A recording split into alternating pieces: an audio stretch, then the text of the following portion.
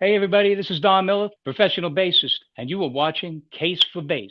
Keep it low, keep it down, and keep it dirty.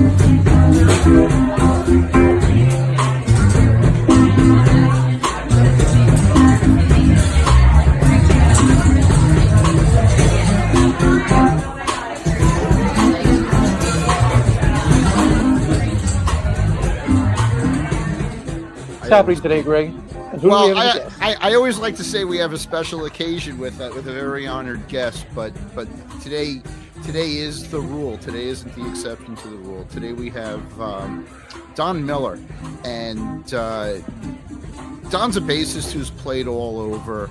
And I'm just going to read you the fast list, but it may take a minute. Don's been with Dizzy Gillespie, Ira Sullivan, David Amram. He's been with Clark Terry, Dakota Staton, Ramsey Lewis, Mongo Santa Maria. He's been the bassist with Lonnie Smith, Larry Coryell, George Benson, Tony Bennett, Hilton Ruiz, Sonny Fortune, Frank West, Frank Foster.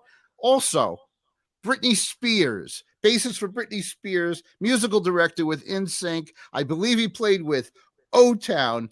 And Don is a been there, done that guy. And we met on Facebook, and he ended up doing a jazz trio about 5 miles from my home up here in upstate New York. And I was just immensely, just not impressed, but just fascinated with how he approaches bass and how he does everything.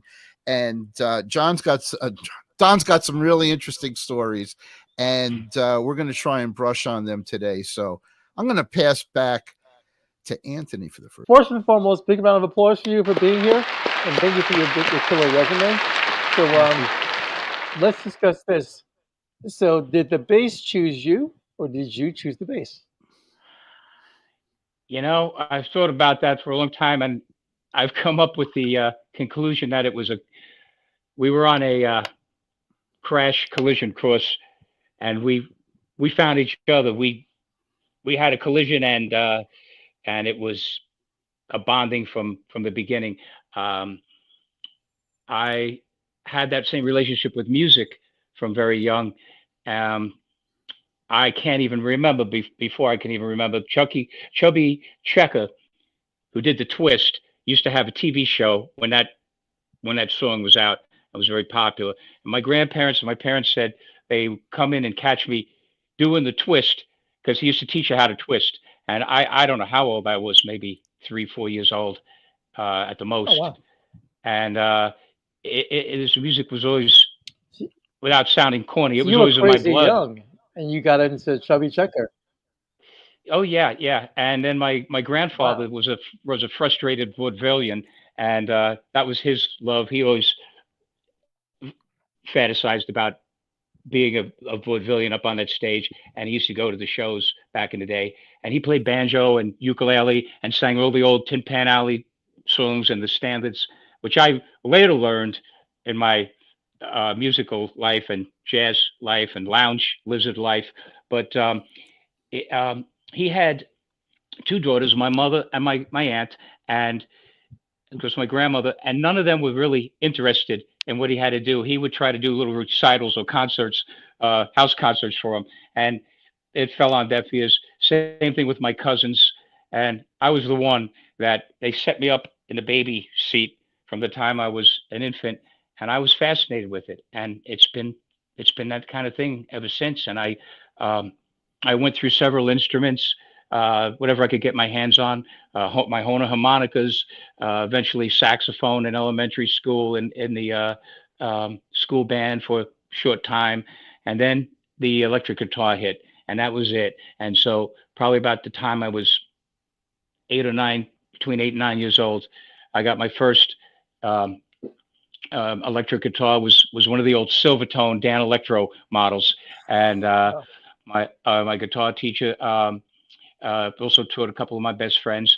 Luckily, by the time I picked up the guitar, because I had fooled around with an acoustic guitar before that, and I'm left-handed actually, and they said, "Oh, we got to string up get your left-handed guitar. It take us about a week." And I played that when I was 7 for a little while. Luckily, the acoustic guitar with Mary Had a Little Lamb and just all that kind of stuff, my interest waned, and it wasn't until the electric it was rejuvenated.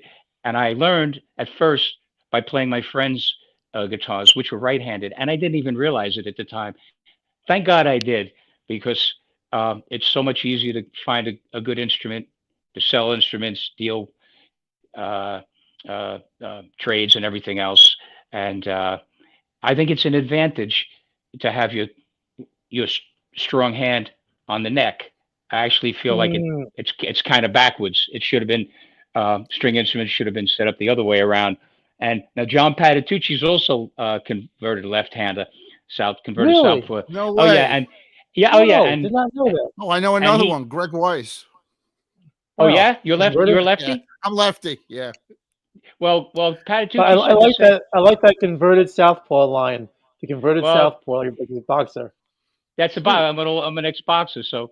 Uh, but Patitucci said the same thing. He thinks it was kind of a blessing. It was an advantage. And anyway, at 10 years old, I switched to the bass, and from the electric guitar, because my friends had a band with two guitars and a drummer, and my best friends, and they said, "Well, if your parents will buy you a bass, you got the gig." So Nice. I asked around uh, some of the older cats, "What do you think about that move?" And they said, "Oh, it's a good idea. A lot less bass players, especially good bass players. You play bass, you'll always work. You'll have more work than you can handle." Because that was good for a good number of decades. But and I said, "Okay, give it a go." And here I am. So still Awesome. all these decades later. And but I might add also that I was attracted when I heard the great music in the '60s as a young kid. There was so much great music, and the bass. I didn't even know who the heck was playing on the Motown stuff, and Mm, that's captured me, and I couldn't understand how that cat was playing that. Even at my young age, I said, "How the hell is that cat coming up with this and playing that?"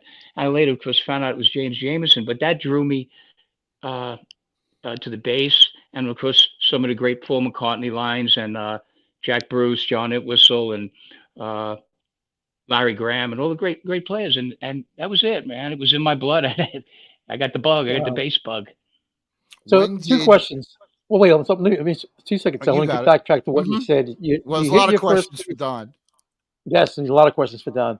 So you hit your base. You had your first base at 10, and but you mentioned like what were your parents playing in your house? Because you mentioned obviously hearing the Motown stuff. Were your parents playing Motown? And your first base at 10, what kind of a bass was that? Okay. Um, as far as the house, and also my father had a shop, an auto shop, and where I hung out because that was a cool place to hang out in the '60s and '70s, and um, so I kind of grew up at home and in the shop. My father always had the radio going. That was the first thing he set up in his shop, and the first thing he turned off, and the last thing he turned on, and the last thing he turned off in the shop. So it was always music going. At home, uh, this was kind of weird. Now, my dad had eclectic taste from Johnny Cash to Louis Armstrong and Nat King Cole, who he loved a lot, and to I got my hands on a Lightning Hopkins album that he had in his record pile, and I looked at it and I said, "Here's this cat with this kind of stogie hanging out of his mouth, sitting on a milk crate, with this old guitar, and I said, man, I've never seen anything like this. What the hell is that? I was growing up on Long Island at the time after we left Brooklyn, and I had to put it on, and I said, oh man, this is like from another planet. So I had all those different influences, and then also the stuff on the radio from it was so eclectic on just top 40, anything from uh, how much is that boogie in the window to Frank Sinatra to the Beatles, the whole British invasion, the stuff that came after that, uh, um, to Otis Redding and James Brown and Motown, and it all of that stuff was a big influence, as well as some jazz stuff that was also in the mix. Stuff you would hear like anything from Take Five to Ramsey Lewis, the In Crowd, and on up to the uh, the 2001 by Diodato in the real early Yeah. 70s. So it was always Yes. like it was such a mix, man, and we didn't divide music and put it in boxes and compartmentalize it and say, oh, that's jazz, oh, that's rock, oh, that's blues, that's soul. It was just all music, man, and That's awesome. it was a great thing because it was on an equal level playing field. That's awesome. Do- That's awesome to Don, hear. when did you think you're hearing all this stuff? When did the light go off? When did the key turn that you said to yourself, I got to know more about the formality of music and the need to know what music is more about than just feeling it? Um, I'm gonna say, I mean, I had heard it a lot because there were people in pop and playing lounge gigs, playing even in rock bands that were older than me, a little ahead of me, that had already been that route. They already made that journey, and they told me about that. But I would say one of the most profound things was the first jazz album I ever got um, was in, I'd say, 1969, and I was a young kid. I would have been I don't know, maybe 13, 12 or 13, and it just come out at the time. Quincy Jones, "Walking in Space," and Oh it yeah. had Ray Brown. Hey, yeah, and it had Ray Brown on bass. Oh yeah. And I wore that album out. And like, again, it wasn't rock, jazz, folk, soul, blues. It Just was, it music. was, yeah. And I got the album. Um, I went in a record store. I said, small mom and pop shop, and I said, what are the good albums that you have, and what just came out that's real good? I mean, I'm a young kid, and the guy said, "Oh, you like jazz? There's this album here, Walking in Space." So anyway, I took it home, wore the hell out of that, the grooves on that, and when I got to Killer Joe, I Hmm. said, "Holy crap! What is this bass player doing?" It was another "What the hell's he doing again" moment, Yeah. and I can't tell you how many hundreds of times I played along with that, trying to cop uh, The the feels. feel, but also the riffs, the different riffs that he was playing, and try to get as much of it as transpose or transcribe as much of it as I could, and that was a big moment. And I said, how does somebody get to play like that? And then I got the Ray Brown book, and I started uh, Okay. realizing that these cats are real well studied. Some other cats said get the Samandal book. Even when I was just playing electric, get the Samandal books, 1 and 2, and go through it, get the fundamentals down, and then I started playing piano and wanted to learn uh, theory and harmony and reading and being able to actually write songs, compose, just be a total Mm, musician. And when mm. when Stanley Clark and Jaco and some of these cats came out, well, Mingus before that, I said, these are cats that are total musicians, man. No wonder they play like that. And their playing is different. It's more compositional. It's more integral to the music as composition, like a Bach line would be or something. Not maybe not stylistically, sometimes, yeah, but functionally. And I said, I have to do the same thing, give it my best shot to learn as much about the harmony, the theory, composition, and so on. And that's pretty much the whole deal right there. No, actually, that's incredible because you're one of the first people who said first bass players who said I have to learn compositionally because like you said it eloquently. Most people will think in just terms of it's very I would say very model focused. Like I'm thinking about the bass. Right. You've done what a Stanley Clark, what a Marcus Miller, what a Jaco because people don't realize Jaco's a great drummer and a great piano Right. player. Yeah, Right. did not know Exactly. that. Yeah, so and that for me was part of my struggle as a bass player was to think in terms of other instruments and composition, not just writing that. So that Right. being said, because you mentioned piano, did you learn how to read? Did you start learning how to read? Was it formally or was it informally that you Yeah. decided to do When that? I started taking piano lessons, so when I was in let me see, when I was about close to 14, right before I started high school, my family moved us out to L.A. We were out in the suburbs, east part of the county, and I I got a piano, acoustic piano, and started taking lessons. And yeah, reading and I had a cat that was a friend of mine's father that was a very good pianist, and he was not only into the reading and the technical part of it, but he got me into some conceptual stuff as well. That was a little weird to me at the time, but now it's kind of old hat. But he said he will just turn out all the lights and be in a totally dark black room and start playing the piano with no visual stimuli and just total darkness. Whoa, And That's cool. that was a kind of a abstract concept for me at the time. wow, So yeah, I learned to read at the piano at the time, and but also the conceptual things. Whatever I could get my hands on and I could grasp at my young point of development. Um, wow. can you talk about like the first gig that you knew things were changing in a very positive way, whether it was musically, economically, popularity wise, that you knew that this life force that you were working on with the bass and the music was contagious with other people's stories. I'll give you I'll give you maybe three early focal points. One was when I was 10 years old when I first got my first bass. By the way, my first bass you'd mentioned to backtrack on that was a Hagstrom Oh bass. wow, Oh, okay, nice. okay, Yeah, okay, our cool. guitar teacher was had a sales a dealership with Hagstrom, and we all had Hagstroms at the time.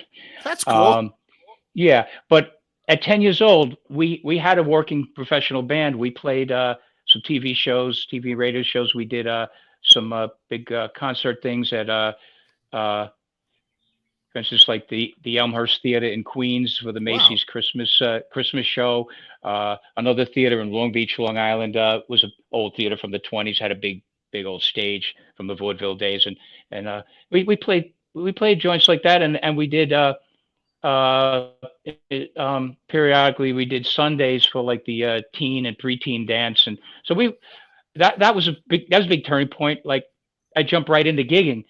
Now, the next thing I would say is after we moved to California, and I started getting into blues and blues rock a lot, real heavy, and I met two different guitarists who are dear friends of mine to this day, lifetime friends, uh, and they just had that thing, man, that natural thing where you just pick up an instrument, no amp, nothing.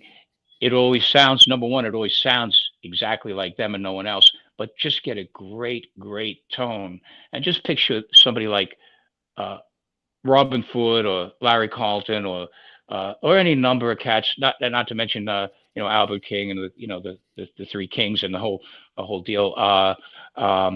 Buddy Guy. They just have that sound, man. Now these my friend Rick King was like that, and shortly after my friend Gabe Parente, they had that thing, man. And when they picked up a guitar and started playing for the first time, I actually heard them, and back in our garage band days, I said, I couldn't stop smiling from ear to ear, and I said, "Holy crap, man! How do you get that kind of Mm. sound?" And like I said, they got the same sound on any guitar unplugged. Um, that was another moment. And then let's see, when I was 18, as soon as I got out of high school, going on the road, touring throughout the states and Canada and Alaska and Hawaii with actually spent time residency there for quite a while at the Sheraton Waikiki 6 nights a week, and that was that was kind of another breakthrough in as far as professionally. Um, Mhm. and from that point on, I just wanted to keep evolving musically and studying as much as I could. And because I'd been bitten by the jazz bug, and from the time I got that um, Quincy album back in 69, 70, came out in 69. Um, so that was always um, incubating in me. And I Okay. started seeking out the best teachers I could in LA. And I'd say the next breakthrough was finding some great teachers Hmm. and being Oh, influenced. yeah. Uh, Can I I interrupt you for just 1 second? Did you get a lot of yes, parental support? Like when you moved from Long Island to LA, were your parents really supporting what you were doing as far as Music. music yeah, goes? yes, with a big lapse in the middle. When I was 10 years old and first started playing, they thought that was Cute. fantastic, fascinating. Yeah, it was wonderful. But It was when I cute. started when I started telling them, because I used to race cars. Oh, yeah, I used to race cars with my dad. I was drag racing when I was driving when I was 14 years old. But the go karts before that, uh, championship go karts racing. But and plus my boxing, my dad originally taught me. So when my interest started waning on other things and became more absorbed in music, and I said, "This is all I want to do," they started going, "Oh, oh," Yeah, and he's not going to be a doctor. yeah, and there was Forget a being a lapse through. lawyer. Well, yeah, it Sure. got the worst in high school. And then when I went on the road again, like when I told you after high school, I found a way to beat the system. I got involved. I said the athletes, because a couple of my good friends who were musicians were athletes, star athletes in high school. They didn't even have to show up to school. They didn't have to do any work. They didn't have to do anything. They're going to get B's and A's. Uh, all they had to do was show up to practice and the games. So I said, how do I beat the system? So I had an opportunity to join the jazz band in high school. Had an opportunity to also to take get into the choir class and um, also a music class. I says I'm going to take these three. I'm going to ace those classes. I'm going to get A's in them, and that's going to affect my GPA. Just and I'm going to sail through high school like that, and that made things a lot easier. And when I started going on the road, and my parents said, "Oh, wow, he's making a living and out there playing," and they thought it was pretty cool. Plus, it was with a good friend of the family who's one of my mentors, was about 10 years older than me. Took me on the road with his band, a great B3 player and singer. Uh, and Okay. so, to answer your question, yeah, it came full circle, but there was some real rough days for about 4 years in high school. I'll tell you So one when you one say little quick story. rough days, yeah, what was it? Give me an example. Give us an example. Okay, I'll tell you when my parents thought my grades weren't good enough one semester, they took my bass away from me for the summer, the whole summer, Oh, and Wow. kind of kind of as they used to say in California, put me on restriction. With in other words, you're not leaving the house, and I had no bass. So Wow. I said, okay, this is this is my grandfather, something he used to say, an old saying back in the day. When the going gets tough, the tough get going. So I said, what am I going to do to beat this now? So I don't know, early teens. I said, I'm going to play. It's all mental. It's all mind over matter. So I don't need a bass. Um, I'm going to practice. I'm going to visualize the instrument, and I'm going to hear the notes, and I'm going to come up with concepts as if I was playing the bass, and I won't need the bass. I'm gonna. They're not wow. gonna. They're not gonna beat me like that. Wow. And Wow. this is what I did. And I spent the whole summer, whatever major portion of it, doing that.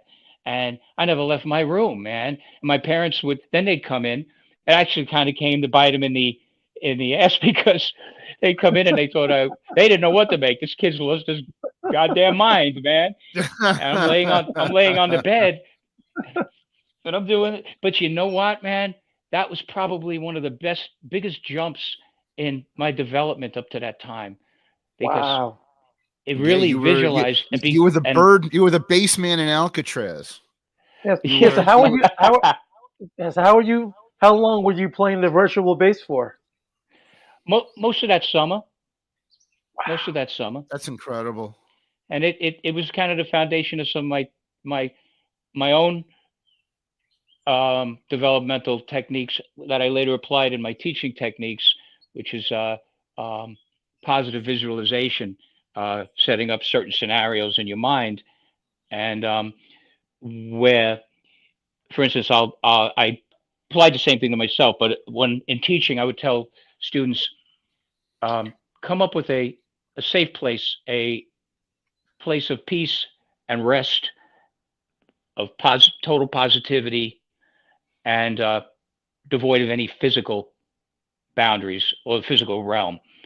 It Wow. could be anything. You could visualize yourself being in the clouds, playing. You could be any kind of scene, earthly scene, whatever it is for you.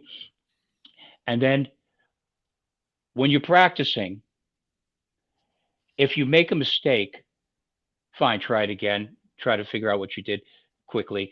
Try it again a couple times. If you keep making the same mistake, stop because you're learning the mistakes and you're programming the muscle memory and the mental memory, Mm. subconscious. So stop, visualize yourself in that place, playing what you're attempting to play, only playing it perfectly, totally perfectly, any tempo, any any position, just one at a time. But and do that. But you have to believe that when you're in that space, there's no failure or no right or wrong. You just Wow. believe that you're going to do it, and you do it. And once you have that positive visualization, go back and play it on the instrument. Well, it worked for me, so I thought I'd pass it on, and in my teaching. And Mm. if people actually believe it, it works. If you believe in Wow. it, it works. I I agree. mean, I think it's so badass because do you apply? I mean, it sounds like you're a positive affirmation kind of guy. Do you apply that with getting gigs, or do you apply that just across the board with your life, or just only in the bass playing realm? No, I try to apply it in everything. I did it when I was in boxing. Um, I where if you make a mistake, not only does everybody see you do something wrong, but you get the crap beat out of you too. Yeah. Right. It hurts. Right. You get pain. There's So Yeah. it's incentive. you have another inspiration. Yeah, but no, I try to apply it to everything. I try to apply it to everything Okay. I can. I fail in multiple times of in throughout day to day living, and I have to take a step back and remind myself and try to apply it and get through it like that. Okay. But it also sounds like you fall and you get back up. And obviously, look, I'm a combat sports guy as well, so I understand the consequences. I did a documentary with Kevin Rooney Jr. Kevin Rooney Sr. at his gym in the Catskills, and the incentive is you don't want your face to get smashed in. Because that Right, was always the incentive to keep your head up, keep your hands up. So you always guard your face. right. Move your head movement, chin down. Incentive is you don't want your face to get smashed up, so you get knocked out. So it Yes. sounds like you apply a lot of that into your principles of your life, your And playing. I think you're right. As we used to say in boxing, protect yourself at all times. So, Yes, and absolutely. I met Kevin Rooney and spent a little time with him one night when he was the guest speaker and on a play that he had consulted on. He was Okay. the chief consultant on Customato, and Yes. so we were. Kevin seemed like he was kind of a fish out of water with all these theater people, We were there early Yep. because we knew the people who owned the theater company, and they invited us. So we're sitting at a table, a few other people here and there sitting about. And it looked like I saw Kevin. He looked very uncomfortable. He was looking around, and then he saw us, and I guess he figured, well, here's a couple of weirdos. Maybe I can go over and sit with them. And he came over and he said, "Hi, how you doing? You, well, you know, Kevin. Hi, how you doing? You How mind you if I doing? if I sit down with you for a little while? I won't be here all night. I gotta get up and talk and for whatever." And so he said, "Oh no, man." I knew who he was because being a big boxing person myself, and so I had a great conversation with him. And if I could share one part of the story, I we're the same age, Kevin Rooney and I, and I asked him. I told him about I had a boxing background, Golden Gloves, and all that, and that we were the same age. I said, I noticed this in music as in teaching. It's not the same across the board as it used to be. Sure, there are great students, there are very motivated people, but it's not the same uh, across the board intensity, dedication, whatever. Um, what do you? Um, and I didn't let the proverbial cat out of the bag all at once. I just said, "What do you see today from back when we were boxing?" And he says, these guys today, he says, you can't tell them nothing. They know everything, and all they want to do is make a lot of money, be the champ, and they don't want to work for it. And you can't get through to a lot of these guys. And he told me about a couple of boxers he was working with from um, a couple of different foreign countries that they had different work ethic um, that had good hopes for. But so I told him what I told you, and we were like on the same page as far as teaching and sharing information. It didn't matter if it was boxing or it was music. I don't think it matters if it's auto mechanics. It's just a different mindset.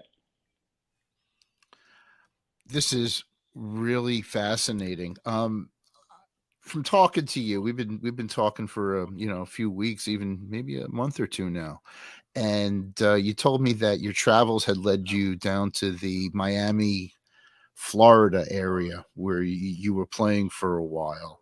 Yes. And what was it like? What was it like gigging in? Well, you said you were gigging in Hawaii. So what was it like gigging in Miami? Who did you become friends with, and how did it grow your playing? Yeah. Well, other than warm weather, uh, there's nothing in common with Hawaii and um Florida and Miami to me. But when I first moved there I can tell you it was April of 1980 after I left LA. Um, I didn't know anybody, and I was going around to different clubs, any place there was music. There was a great world class jazz club in Fort Lauderdale called Bubba's. Had all the biggest names in jazz that they were all still alive at the time, just about all of them. And I used to go see them there. And then some of the local places with the um, I hesitate to say local musicians, but as a great singer, Alice Day, that I had later worked with, that used to do was also a great jazz radio host. Used to say artists in residence, and we had great artists in residence. There were fantastic musicians down there. There were some great teachers. It was great for me because I had a lot of inspiration, and I hooked myself up with then again some great teachers. Um, and I said, you know, if you can if you can work a 40-hour a week job doing something you hate, not personally me, but the majority of people do not like their their gig, man. And if you can do that 40 hours a week, and if I could work out boxing and train, which is torture, and get in a ring and get hit, I can surely put 40 hours a week in on my instrument and practice at least 40. So I did a minimum 40 hours a week. Got a great teacher. December 31st of 1980, Vincent Breedice, was with him for about 5 years. And I embarked on my minimum of 40 hour a week practicing, no matter how many gigs I had. So Some days it was less than 8 hours. Other days it was 10, 12, 13, 14 hours. Uh, I'd practice on my breaks. I'd practice when I fall asleep with my bass, wake up with my bass on me, or slip sort of beside me. I'd start practicing again. It's, oh, I can get another. I only got like 7.5 hours. I can get another half hour and make it 8 hours, Do you hear that, whatever it Anthony? was. Do you hear this dedication? I know. That's Well, nuts. Well, also funny, I and want to top on top of that because you had the. It's not just the dedication; it's the commitment. Because you had your father with the auto shop, you heard music there. You're a car guy because of your father and your father's influence. So therefore, the inner workings of doing repairs or upgrading or doing anything that involves restorations. Then right, you had the discipline as a combat sports boxer, and that right. all comes. At some point, it does come together. Do you have a cat? That's the next question I need to ask you. Ah, Do you have a cat? don't ask. What do you? He has a sanctuary. What do Do you I mean? have a cat? Yeah, We, yeah. yeah, he My has a Okay, new good. cat. my my my He got much pretty boy Jake. my much better half and I have founded a not-for-profit sanctuary, rescue and sanctuary. We don't adopt out; we just provide permanent. We give them a permanent home, mostly senior animals, animals with physical disability or disease, uh, um, abused animals, unadoptable animals. You know, the ones that get the real bum rap, man. And so dogs and cats. We kind of specialize in cocker spaniels, but we don't exclude an animal in need. And cats, Wow. a lot of cats. Um, so yeah, we do have a cat. Yeah. That's cool. I had to throw that in there. Greg, I think it's about that time. Oh, can I Um, can I add one thing to the teaching before we get too far away? I wanted to also say Sure. that my teachers in LA, a couple of them, Jamie Font, who did a lot of different things with Chick Corea. He's on like the Mad Hatter and Tap Step, and he plays either piccolo bass or string bass parts. He was a great teacher. From him, I went to John Novello, who's the founder of the keyboard Niacin. player Yeah, John was Nice. who played great with Billy Sheehan. musician and a Yep. great teacher. And I actually played in his fusion band that predated Niacin. It was called Journey to Source. Wow. Yeah, so I was a student and bandmate. And Um, that, before we get to the next phase of this conversation, I was talking to Don once, and I had just mentioned like what kind of inspiration Jaco was to the bass world. And Don, I think you knew him, you played yes, bass with him. Could you take a few minutes and tell everybody, how did you meet him, and how do you get face to face talking about what the instrument is about? well, when I moved to Florida, I was living in Fort Lauderdale. Jaco's from Fort Lauderdale. I think he was about 6 when his family moved from Philly down there. So he grew up there, and then he was a Florida boy all the way. I mean, he cherished his Philly roots, but he was a Florida guy, Fort Lauderdale, and I started knowing people who knew him or had played with him because it's a smaller community than, let's say, being in LA. So a lot more people kind of, won't say everybody knows everybody, but a lot of people know a lot of people. So I kind of had that secondhand connection. But when then I actually saw him in person. I was at a Sunday afternoon jazz gig in 1980, and his brother-in-law, Paulie Hornmuller, who was his wife Ingrid's brother. He's an excellent drummer. He had a band with guitarist Randy Bernson. He's a recording artist, has a bunch of records out. Anyway, bunch of good cats. And Jaco knew all these cats well, of course, his brother-in-law. And he came in like gangbusters, like Jaco style. And I'm going to quote him directly. So it's the R-rated part. He comes walking in the club, and it's just like the bright lights of the sun behind him. It looks like the surreal image. Here comes Jaco. Hey man, hey, what's happening, man? Hey, I just got these tapes, man, from the studio for the new album, and this shit's a motherfucker, man. Yeah, man. I got a cassette. Gotta put it in the go up in the DJ booth and put it in the cassette player. Yeah, man. Come on, I'll take you up there. He puts it in. It was the mixtapes from Word of Mouth. So I got to hear that stuff when he did the mixes at the house system through the cassette player, and blew me away. And of course, and I didn't meet him until later. I don't know exactly how he knew of me because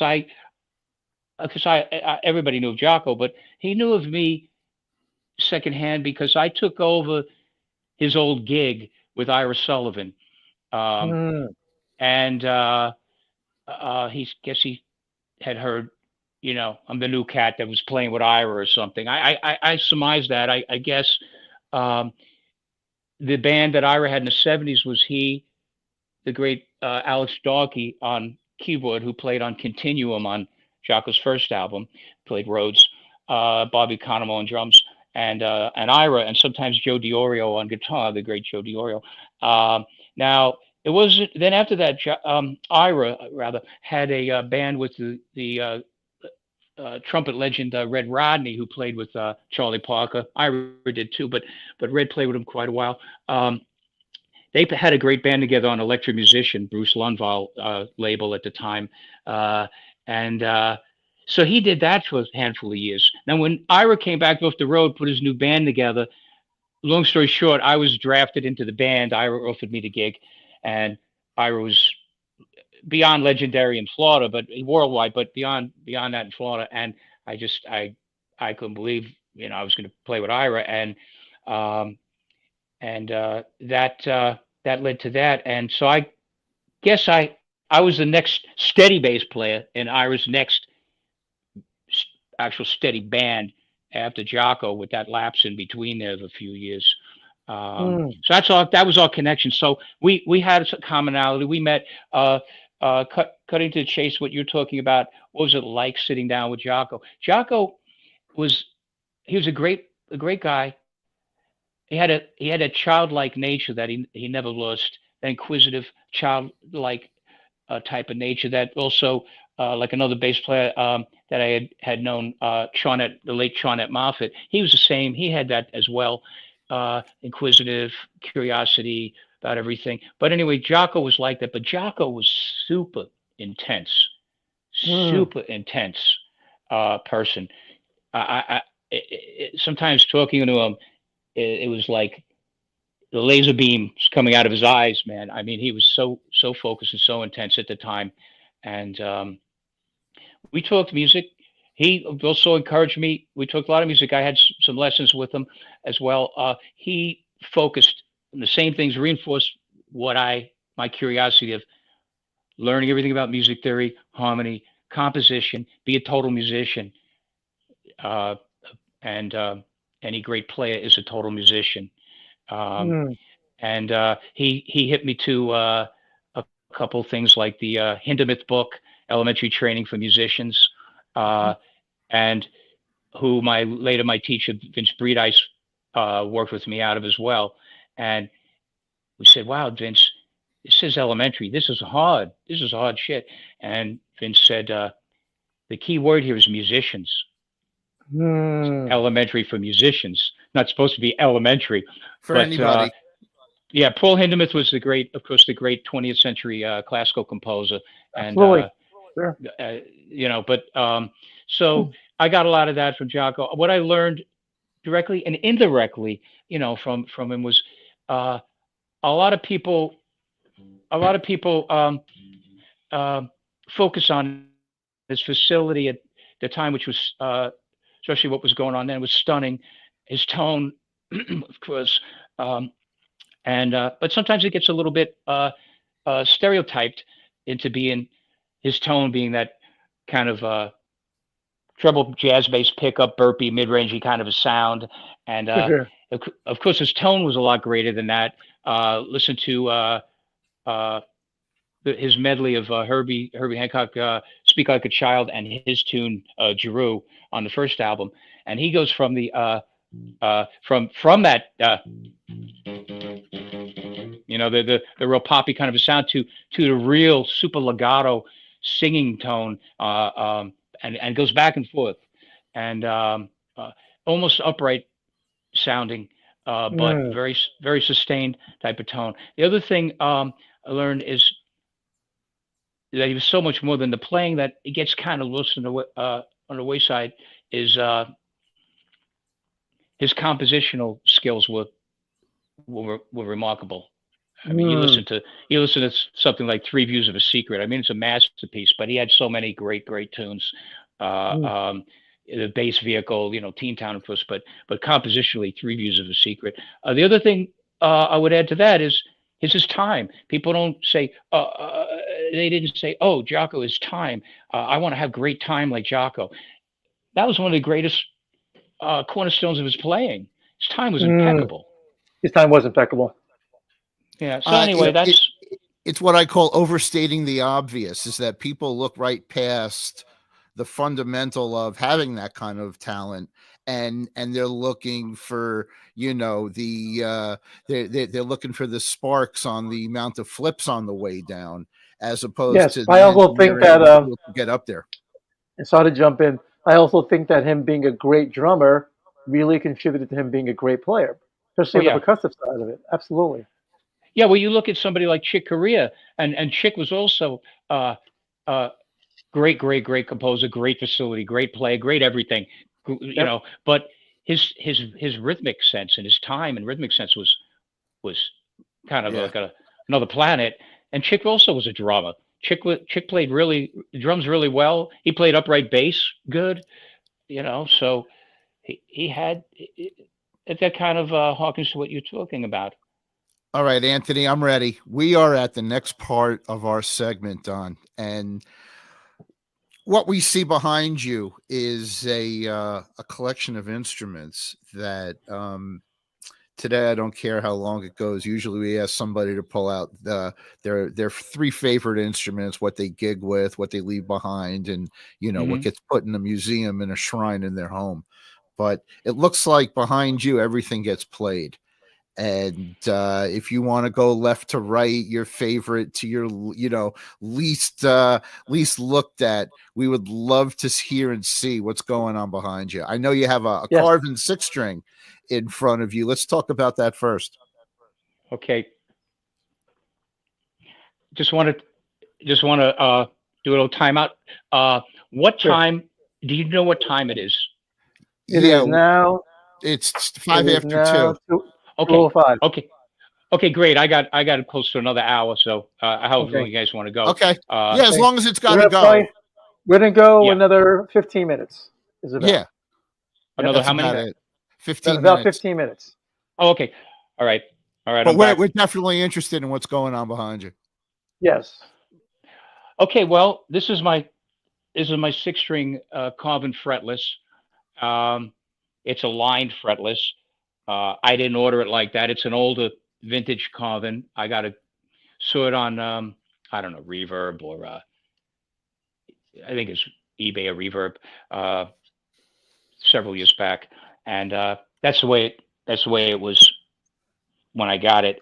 I don't need the lines because I play upright, and but they're there, so I just ignore them for the most part.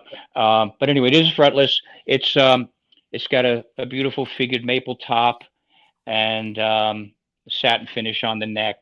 Um, it's got these great, humongous um, kind of Music Man style humbuckers, six Yep. string version, of course, and so it's got two of them. It also has a piezo pickup in the bridge, which Ooh. is great. It's got a three-band EQ with a quasi parametric variable mid-range, Okay. sweepable mid-range, and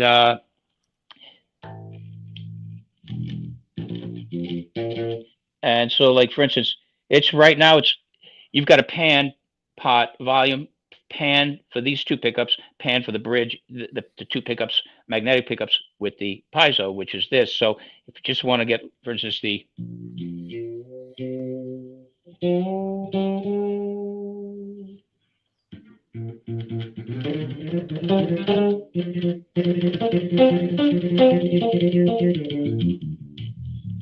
and then if you want to sweep back to the, this is just the piezo.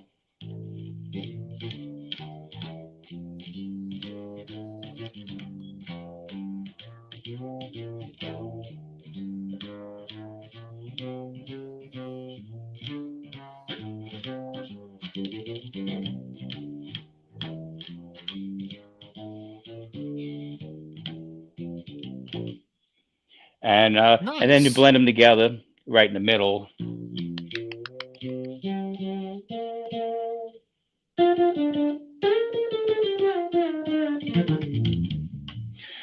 And that's it. Wow. That's basically it, functionally what it does. And Very, very nice. Very nice. thank you. It definitely Yep. gives an acoustic tone to it, not just like a Yes. fretless electric. Now, Carvin Yeah, was a big.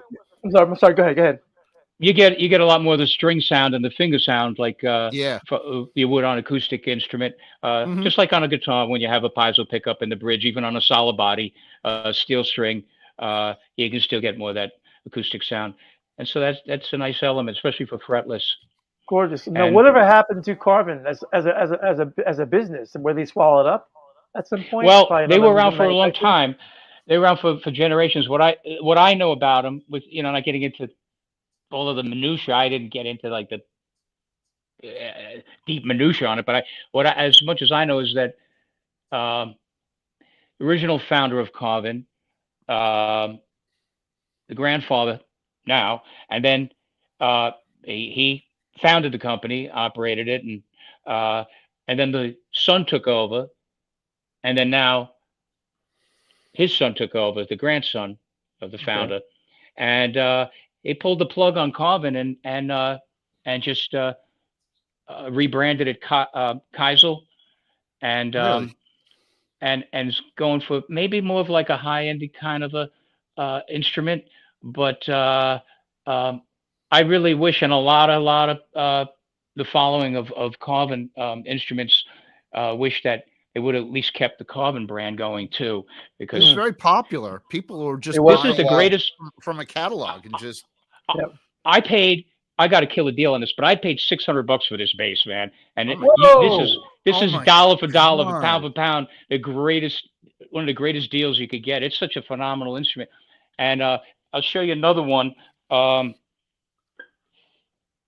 where is it? Where the hell is it? I don't know. I Where heard you got where is it? Olympics, Tobias, Where is Music it in that Man. beautiful forest of Where instruments? where is the missing Carvin? Okay, well let me just tell you, I got another one that my better half gave me, was her bass. She was a bassist, well, classical pianist turned bassist, and that's how we met. But that's another story for another day. But at any rate, this was her old Carvin 5 string. That's how I got the Carvin bug. She loved it. It was her favorite bass. Um, Wow. it's similar to this, but it's all black. It's neck through too, all black body, neck, the whole deal. And similar kind of preamp electronics, but it's got the jazz bass Carvin version of two jazz bass pickups. It's a 5 string fretless. Sounds freaking phenomenal too. Different Wow. because it's got the jazz bass pickups, not like quite like a jazz bass, but similar characteristics because it Carvin's own design pickups and it's active as well. But that is such a great bass, and I won't go dig it out and waste your time right now. But suffice it to say that it's it's very similar to this, but just solid black with the Awesome. Awesome. J bass configuration. Then that's how I got the bug for this. I said, well, here's a 6 string. Now this bass, and I do have the truss rod covers to all of these basses. A few of them are not on because with the this time of year going from winter to spring to summer, the necks tend to want to do a number. They Yeah. Sure. usually on the electrics on the solid bodies they go back, they straighten out, they go back and Ooh. ends up fretting out, and I have Is to that tweak it Tobias? a few times. This is a 6 string Tobias, 1988. I had met Michael at believe it or not, at a Stanley Clarke concert back in around '83 or '84 in L.A. And he was introduced. We were introduced by Jimmy Earle, a bass player, and a great bassist himself. And I met Michael, and I mean, I was a nobody to him. He didn't know me from Adam, and he invited me out to his shop the next day. He says, "Come on out to Wow. my shop if you want. I'll show you around, show you everything." And I went over to his shop. Let me just get this thing someplace.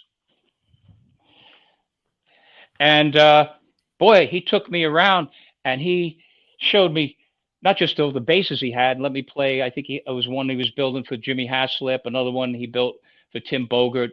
Uh, Original basses from Vanilla Fudge, Cactus, Beck Bogert, and Abbasi. Oh yeah. Anyway, so he just kept giving me these basses, and he didn't know me from anybody, man, and he was so gracious. And I said, Mike, I want to have a 6-string bass made. Um, I'd love to have you make it for me. And it wasn't until March of '88 that I got it together.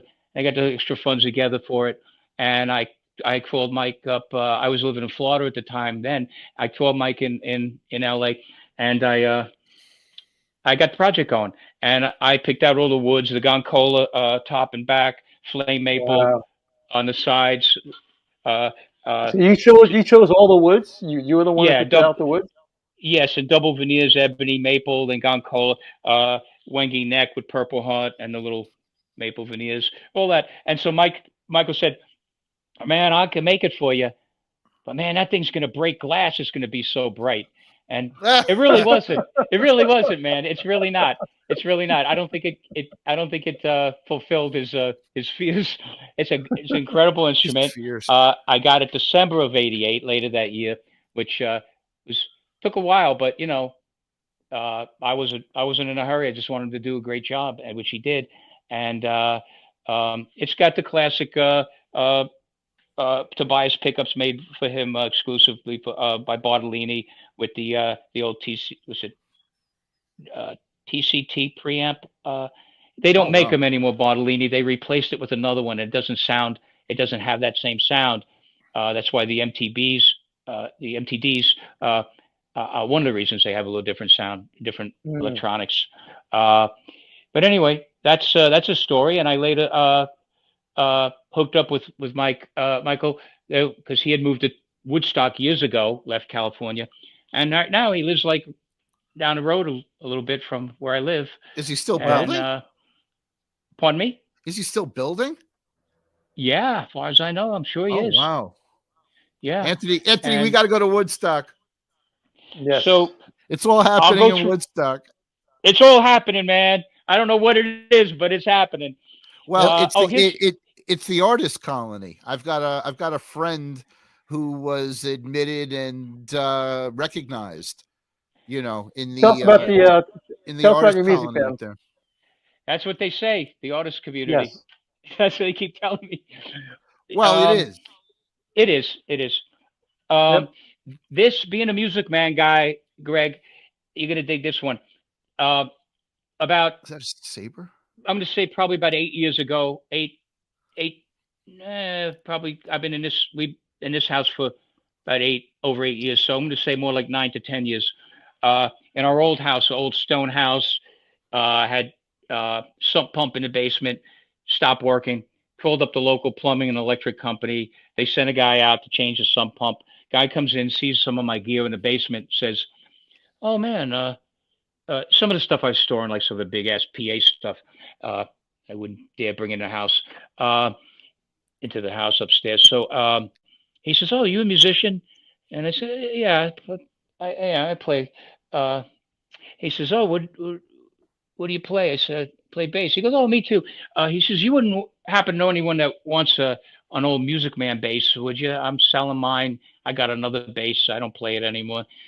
I said, "Tell me a bit about it." "Probably not me. I got so many basses." This is actually just a fraction of my basses, but Mm. these are some of the ones I play more than some of the others actively. Uh, so he told me about it. He said, "Well, I bought it first year they came out. I'm the original owner. I've had it since it came out. This is a first year bass. So what is that? 77. Uh, Mm. Yeah. Anyway, it's got the early serial number that starts. They call it the Boo number, BOO, and so on. So I said, "Well, how much you asking?" He says, "I don't know. Well, I'd like to get 606 out of it." I said, "100?" He said, "Yeah." I said, I may be interested in that. Take him over and take a look. And of Especially course, if I was it's an interested. official, especially since it's a real music man. Say yes, Oh yeah, that's I was great, man. interested as hell. I was Yeah. real interested Right. because He's just playing it. I had one exactly like this back in around 80, let's say about 85, that I got for $500. It was also a Leo Fender pre Ernie Ball one, same white, uh, which is now is yellowed, and got the checking in the finish. Maple neck white, same thing, except that was in like mint pristine condition. And I sold it. Didn't want to, but I sold it because I got the opportunity to buy one of my alembics. I got a bunch of alembics, but for $700 for a Series One long scale. Well, those things Mm. retail at their retail price on that is like over 30K now for Wow. Series One. 30 Right. Series Two is a little higher, a few grand higher. But so I didn't do bad because I got it for $700, but I needed to sell my Music Man to get 500 back out of it, and I regretted it. So I got to replace it. This one's nice and relic naturally, and it's a great bass. The preamp didn't work. One of my luthiers, Martin Keith, here in Woodstock, great luthier. He happens to be real hip on. He's good with electronics too, uh, bass electronics, and he actually knew the electronics to the Music Man and the wiring color code and everything. So he put it back together. Somebody completely aborted Wow. everything, It and happens. he had a shim made from a machinist so that to put under the nut, truss rod nut, so I could get proper adjustment out of it. And that's it. He got it going. It's fantastic. Wow. Love it. Music Man, Wow. first year, Music Man Stingray. You asked what was my first bass. This is my second bass, not the exact Okay. one, but the exact model, color, everything. I traded that bass. Wow. My grandfather at 14 years old bought me my second, what I say, my first real bass, Is that 1964 Epiphone Newport, Wow. Yeah. with Gorgeous. the Batwing headstock, real cool. But Yep. I traded that away shortly after. I haven't traded or got rid of many things, but I did with that. But that led to a two-tier trade. I traded for a modern day late model jazz bass in the very early 70s. It was like either late 60s, turn of the 70s, diamond inlay, block inlays, binding, that era. Um, and I traded that with, I think, might have been my old Ampeg B12 that had a blown speaker. And now, then, cut to, I'm in high school at the time.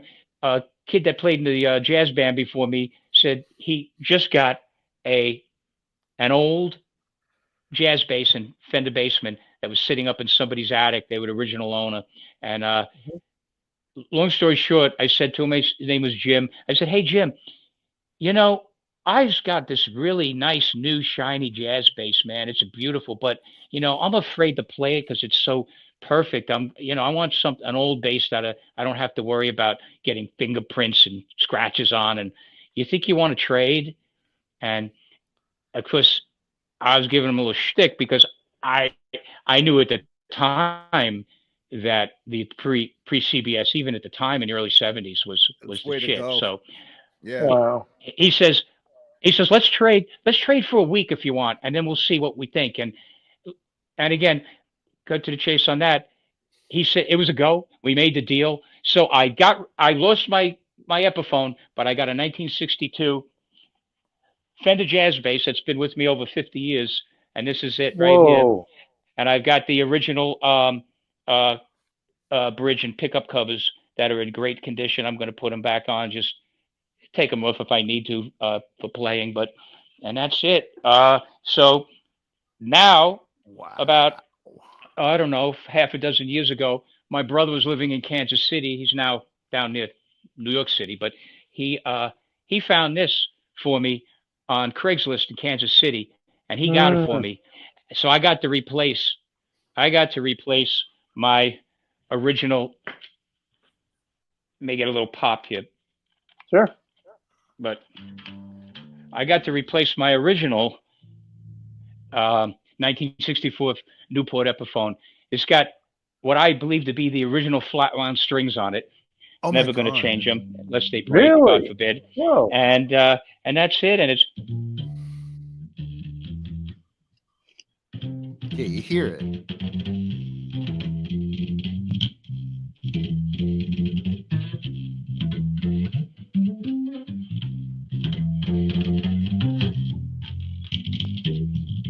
so it's got that thump, man. And Yes. that's going through a little 8-inch speaker too. So Mm. Anthony, do you hear when Don plays? Everything sounds like he doesn't, like there are no frets, like it's all Sounds fluid. everything's. It sounds like Do you there's hear no that? frets, and it sounds effortless. It sounds effortless. Yeah. And it sounds good. A la your conversation earlier about the guitar players who grab any instrument and made it sound good. You Yeah, kind of have that same quality. just when I saw Don play at the farmer market, the Soulshine market down here in Pine Bush, and he had set up his his upright, and he was going through a 410, and he had an Ampeg head, 4/8. 4/8. Those are There it actually was. 8-inch speakers. Oh Yeah, my God. I have 410 cabinets, but that actually has got 4/8 in it. And I got and it was so, I don't want to use the word traditional. It was classic. How when you could tell in his head that when he's striking the upright bass, that the creation of tone is bigger than what's coming out of the instrument. Nice. And it's just, you hear it all. It's like, well, you ready? It sounds like Ray Brown. If you ever listen to Yep. Ray Brown, not to say that he's going after it or you try and get it. And we've spoken about this with other people, but your influences eventually seep out of you. Absolutely. Let's go. Let's Yeah. continue with the. I want you to continue with the Alembic as well. Like, grab the Alembic, and then we'll continue talking. Yeah. Okay, I can't plug them in because they have the proprietary 5-pin XLR. They do, and Really? if you do run, with an external power supply, and this Yep. has actually has red LED lights on the side. Oh Gorgeous. man. It's Whoa.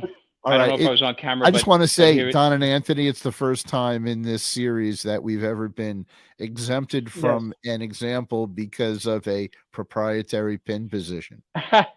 Well, Absolutely. it has a standard 1/4-inch jack, but it's stereo. It runs on two 9-volt, 18-volt system. But I don't have stereo. I don't have the connections for it. But this is a short scale Series 2, which is Yes. basically it's the same as the original Alembic, which is they later called the Series 1. Don't tell because they Victor came out- Wooten, he's going to want it. yeah. This one's going to the grave with me. But this has the Series 2. The difference is instead of it's got a low pass filters. So what that does is you sweep it through the range. You get a resonant peak with a sharp roll off after that. Wow. If you sweep through it, it's kind of cliche, but if you sweep through it, you could back and forth, open and close the circuit. You'll get a wah, like an ultra wah effect. Like a But, clavinet. Nice. yeah, but I don't use it for that. You just set it at a particular frequency point. If you open it up all the way, then you boost the frequencies all the way up to the top, and it's wide open. But anyways, as you back it off, it's as I described. Now they usually have the Q selector, which is a 3-position switch. But on the Series 2, they have just a constant selectable rotary pot for each pickup. It's totally stereo. And then the master volume. It's not. That was kind of before it became fashionable to put a volume and blend balance. So they had the two individual pickup volumes and the master. And then this is just the front, both back and forth standby. The standard low impedance. Big single coil Alembic pickups with the dummy coil wired in a humbucking, but that's not active. That coil It's a dummy coil just so it doesn't alter the single coil full range tone. That's the basis of the whole alembic circuitry, and that's it. You know, I won't give you the whole story on how this came about, but I had this one custom built back in '79. They completed it in '80 for me. I had one before that with the early modulus graphite neck that didn't work out, that they made me, and because the neck relief was too great, they didn't make modulus didn't make them with truss rods because they're theoretically supposed to be perfect, which Yeah, you know graphite. Yeah. in a perfect world. But so I couldn't get the action low enough because it was like when your neck is Off slightly the chart. bowed and there's no truss rod to pull it. So they made me this and they went really, really overboard on it for me. So You that's performed it. with that? You toured with that? You played out with that? It was my main bass for years. And when I got a couple of my long scale alembics, this is 30.5, I think. Oh, that's 30 short. Yeah, Wow. just like a Gibson. It's just I think it's the same as that Epiphone, um, which is a total Gibson anyway, made in the Gibson factory back then with all Gibson parts. Anyway, this now I had the 34-inch, two of them mid '70s ones I Right. acquired too. So what I did is I tuned this to the tenor tuning ADGC, and I use it for Mm. mostly lead work, solo, and melodic work, and Wow.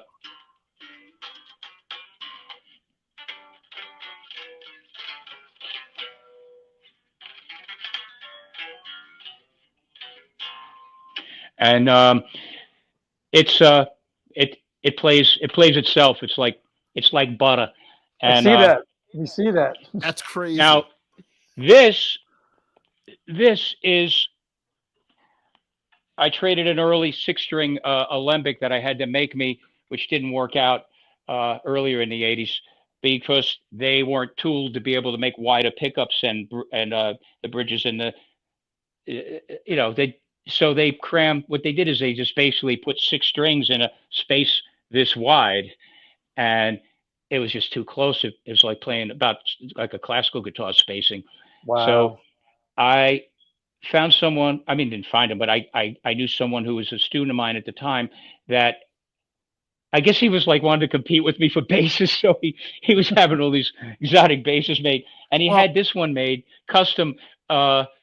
It's not a competition, it's not a race. Just get what works for me. But that was his idea, I guess. So and he had this five-string piccolo bass made. That wasn't piccolo at the time. It was uh, EAD EADGC five-string with the high C. And I said uh, to him, "I'm getting rid of the six-string alembic. Why? It's too hard to play." "Oh, I could play it." Kind of a little bit full what of do you mean himself a you little bit. can't play And it? I can't play it, but he can. I said, "Okay, great." He says, "I'll trade you that five-string I got alembic." I said, "Man, you don't want to do that." He said, "No, I can play that, man." I said, "I'm telling you, it's a little difficult. I can play it. I'll trade you." He said, "Okay, man, suit yourself." So I traded because I had my eyes on make it converted to piccolo, which all I do is I use this is 30.5 as well. I just use guitar strings because they're long enough Mm. Wow. uh, to fit Wow. on here. This way I can custom gauge them to the thousandth of an inch because you can get guitar strings every thousandth of an inch. So I just get a I Wow. custom gauge it, and they're accessible all the time anywhere on the planet. You can get guitar strings. So and they sound great. It's just strings of string. I mean GHS or Diodario or Ernie Ball, whatever. It's the same. It's the same as the bass string. It's just thinner. Yeah. And so Wow. I've done a lot of work with this. Sometimes I'll record original compositions. I'll use the one I have tuned to the tenor bass for the melody and the solos, and I'll do harmony parts on like three-part harmony. I'll do the stack the harmonies on the piccolo bass, and that's it. And Don, it's That's pretty I see crazy, that bro. I see that you're ahead of the curve though on extended range instruments, where 96 out of 100 players, well, it's probably less now, but are traditional four-string electric bassists, and I don't see you in that realm. I'm looking at the dates of your instruments. the custom made 5-6 strings that are going low and high above the traditional electric bass range. What pushed you towards that? I guess the same thing that kind of pushed me towards the same inspiration that pushed me towards trying to learn as much as I could about music and composition, just more further expression, musical expression, and emotional I mean, most people expression just go and along emotion. and they're they're bottoming out at E. But you And know what? what? Go ahead, Don. Oh, I'm sorry. Uh, the irony is, in as the years have gone on, the last several handful of years, I've gotten so much more in tune with my four string basses, and I mean, I'm always playing four string on the upright, so Right, right, right, right, right. I'm always have that EADG thing going, and whether Mhm. even if I don't do any of the electrics four strings, but I started getting real into that and getting kind of going full circle and traditional uh, tone because everything was clean. The clean voice get cleaner, cleaner, cleaner, cleaner, more Yeah, responsive, yeah, yeah. instantaneous. The note comes out before you play it. I mean, Whoa. it's so clean. It'll do your laundry, whatever. And Do it you, and do you I but do you find that as a compatibility concern as opposed to being, a reverent individualist? That the more you drifted, the more soloing you were doing as opposed to, being a social player. well, if I'm following you correctly, you're equating that with the different multi-string Hmm. instruments and different tunings and stuff. Yeah, Uh, because of what's in your that's head.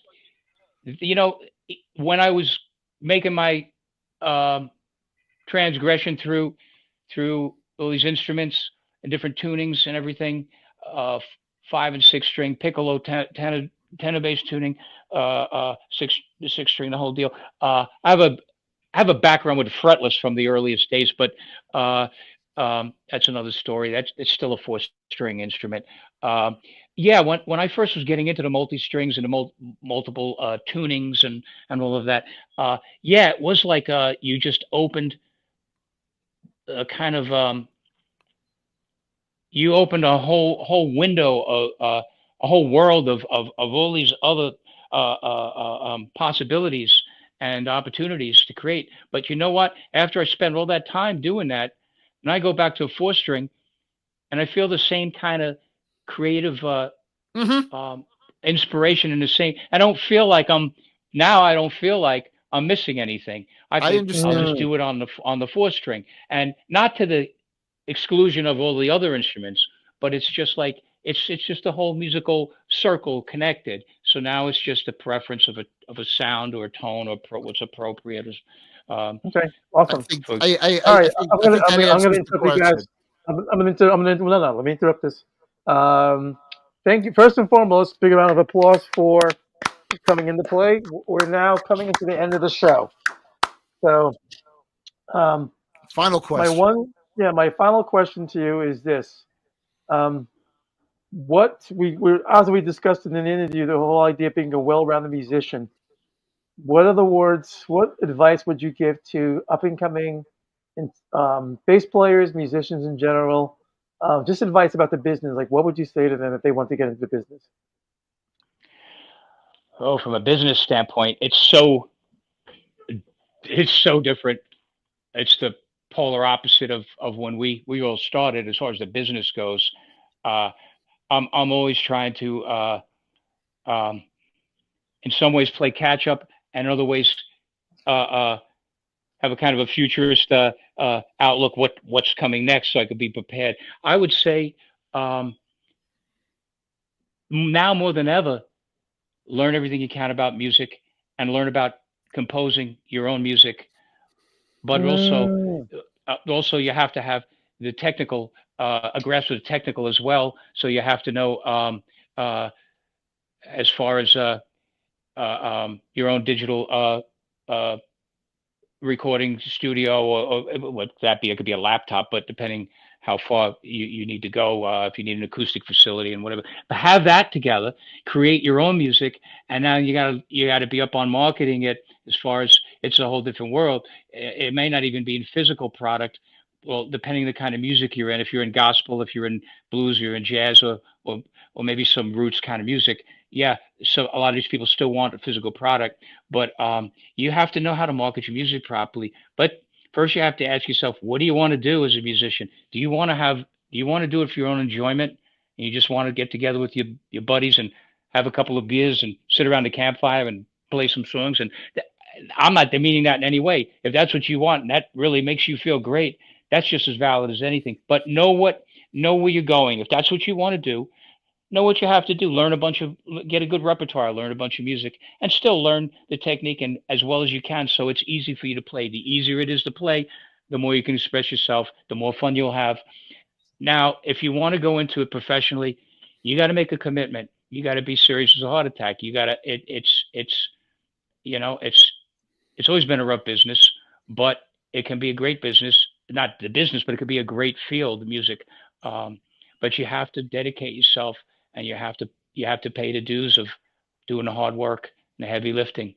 So just decide what you want to do. Do you want to do it for your own enjoyment? You want to be professional? It's two different mindsets, two different work ethics.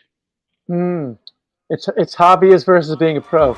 Don Miller, Yeah, professional bass player. Don Miller. Thank Thank you you for very being. much. Don Miller makes the case for thank Absolutely. you guys.